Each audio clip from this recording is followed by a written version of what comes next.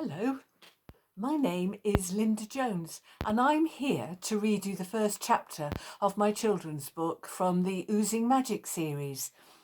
The book is called Deadwood Hall and the first chapter begins Almost Christmas. I hope you're ready.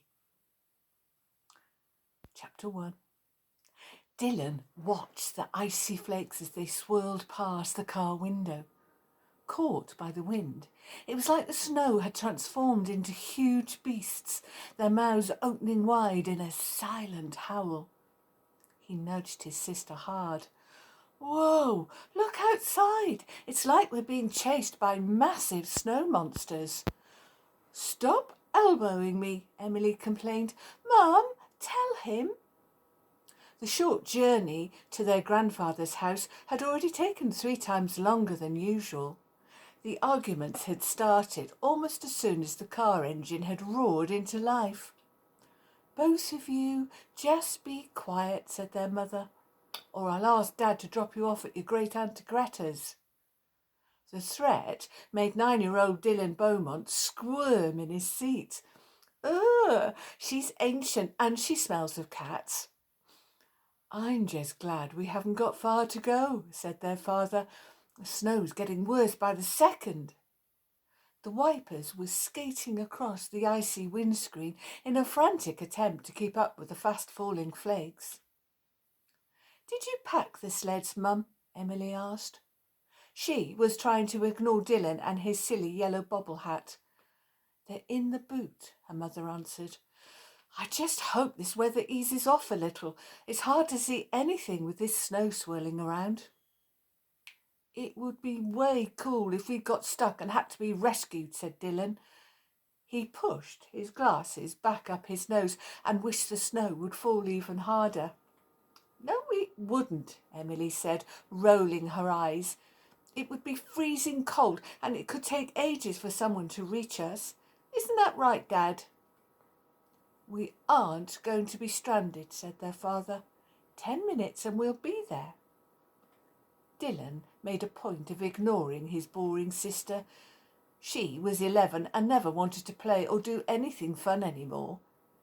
He was going to be stuck in his grandfather's house with just his miserable sister and no friends to play with. Not even their grandfather would be there because he had to go away for a few days. Christmas was going to be awful. He pulled his transformer truck from his bag and imagined an alien spacecraft preparing to attack. Zoom! Blast them from the sky! Emergency landing! The truck flew from his fingers and landed with a thump on Emily's leg. She flung it back at him in irritation. Next time, I'll throw it outside. But, as usual, he ignored her. I warned you, she said, snatching up the truck from her lap. As she wound down her window a couple of inches, a noisy blast of cold air swept inside. With it came the oddest smell of dirty water and musty socks. Emily raised the truck to the gap, turned to her brother and grinned. But Dylan's eyes had bulged wide open in horror.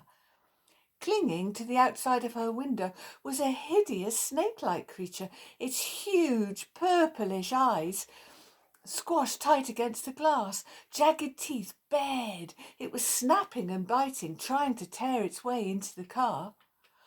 No, please don't, he begged, unable to draw his eyes away from the terrifying sight. Emily's grin widened. Oh, you'll have to try harder than that.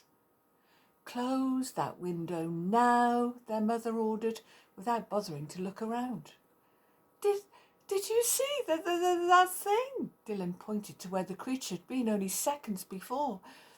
Outside there was some sort of ice monster.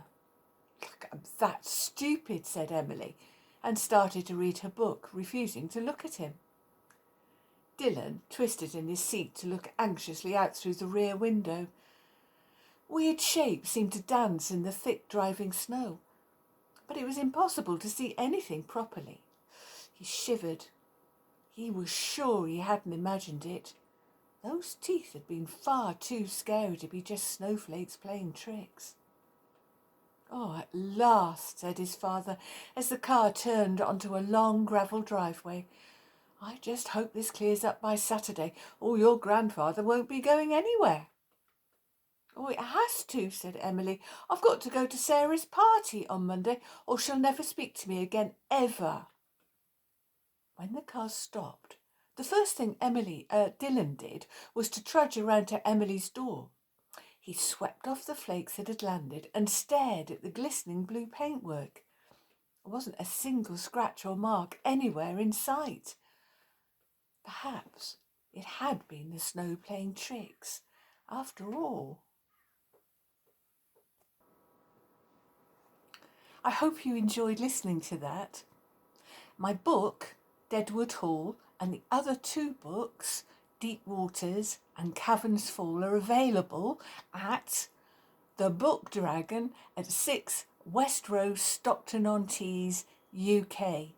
But did you know you can also order it online? If you go to www.thebookdragon.co.uk. Hope to see you there. Thank you so much for listening. Bye.